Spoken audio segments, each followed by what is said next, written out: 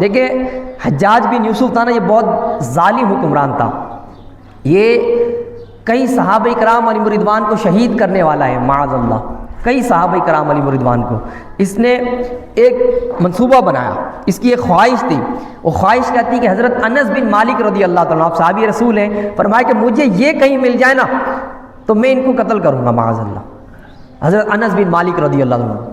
اب اس کو ایک مرتبہ ایسا ہوا کہ خبر مل گئی کہ حضرت انس بن مالک رضی اللہ عنہ یہ کہاں پر ہے، اس نے اپنے سپاہیوں کو دوڑایا اور وہ جا کہ ان کو گرفتار کر کے لے آئے۔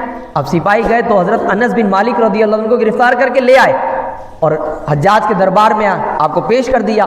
اب سامنے حجاج بن یوسف جو ظالم حکمران ہے وہ موجود ہے، اس کا دربار ہے، اس کے سپاہی ہیں سب جگہ، اور حضرت انس بن مالک رضی اللہ تعالیٰ عنہ کو سامنے باندھ کر بیڑیاں لگا کے کھڑا کر دیا گیا، اور ننگی تلوار حجاج کے ہاتھ میں تھی، اور وہ کہہ رہا ہے کہ اے انس تمہیں بتائے کہ میں نے تمہیں کس لیے بلایا؟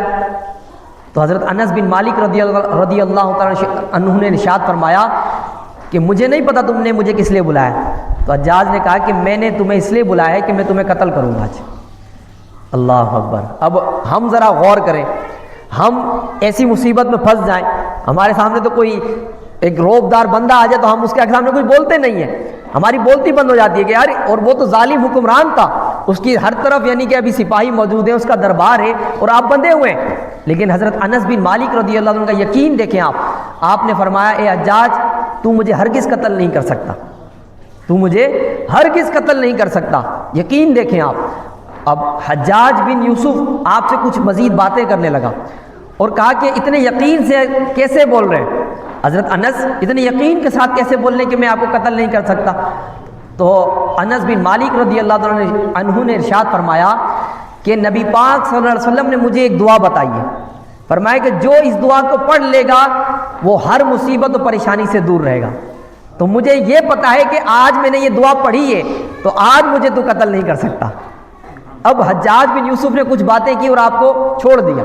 اب اس کا خادم کہنے لگا کہ آپ کی تو بڑی تمنا تھی کہ حضرت انس بن مالک جو ہے نا وہ آئے اور میں ان کو قتل کروں، آج کیا ہوا؟ آج تو وہ آپ کے دربار میں جو ہے نا قیدی بن کر حاضر تھے۔